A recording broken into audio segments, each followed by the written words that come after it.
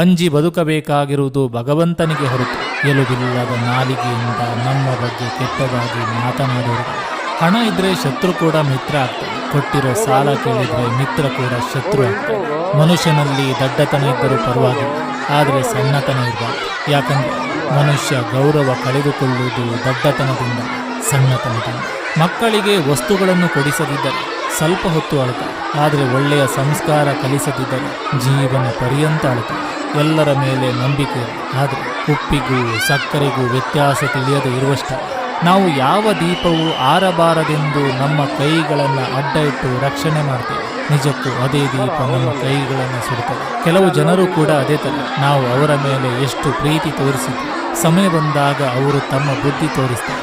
ಜೀವನದ ಸತ್ಯ, ನಮ್ಮ ಜೀವನದಲ್ಲಿ ನಾವು ಕಲಿತ ಪಾಠಕ್ಕಿಂತ ನಮ್ಮವರೇ ಕಲಿಸಿದ ಪಾಠವೇ ಹೆಚ್ಚು. ಅದು ನಮ್ಮ ಒಳ್ಳೆತನಕ್ಕೆ, ನಮ್ಮ ನಿಯತ್ತಿಗೆ ಸಿಕ್ಕ ಉಡುಗೊರೆ.